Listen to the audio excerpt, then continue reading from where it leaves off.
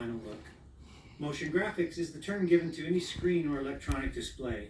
The movie has these throughout, so much so that a team of designers and artists had the sole task of creating these images. You will find motion graphics in Mission Control, the bridge of the S1, the delivery deck of the S1, and on any handheld device. Well, that's how Santa does it, and how it all got done.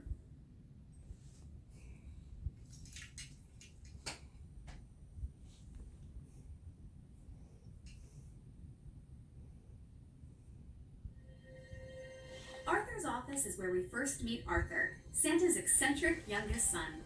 He is reading and replying to a letter from an 8-year-old girl named Gwen, and is surrounded by millions of letters from children around the world, as well as decorative ornaments, memorabilia, and knickknacks that help make this location the heart of Christmas in the North Pole. Our art direction and production design inspired us to create a detailed and rich environment that helped support the story and bring it to life. Early artwork called for modeling to build a cluttered space overflowing with various props and letters.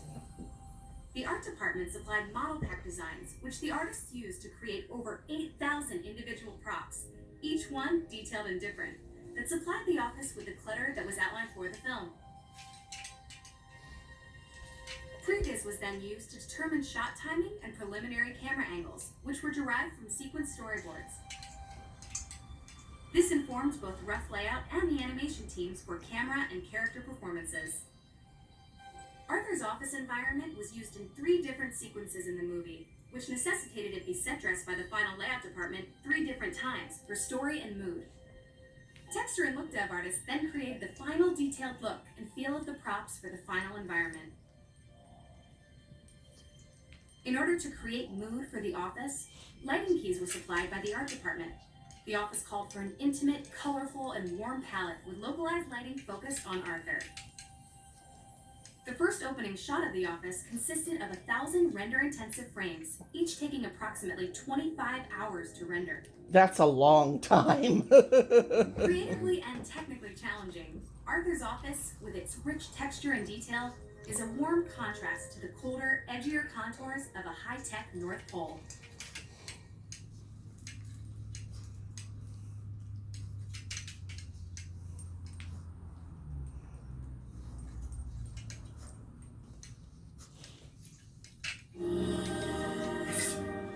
The actual sleigh.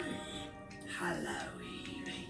As the previous generation Santa Claus, Grandson is the kind of old codger who reminisces of how things were better in his day, back when he used to fly out in a lovely red sleigh with 8 beautiful.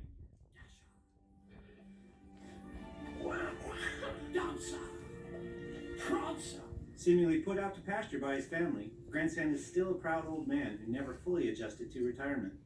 Performance development began by building a crude and simplified version of the character called a scratch rig. When developing his character, one challenge was how to approach the physical abilities of a 136-year-old man. You really care? Well, of course I do. I was Santa too. His movement had to be believably limited, but still fun enough that he was engaging to watch. The viewer had to believe that this old man was at one time Santa, after all. Christmas 1941, World War II, I did the whole thing with 6 reindeer and a drunken elf. Multiple times during production, acting workshops were organized in order to see whole sequence interactions play out naturally. This proved to be a beneficial guide because the actors brought subtle nuances that added to character performances. Dad, he says, Steve thinks it best you don't fly again. We're scrapping the sleigh. The director's vision for Grand Santa's facial performance required extreme flexibility for both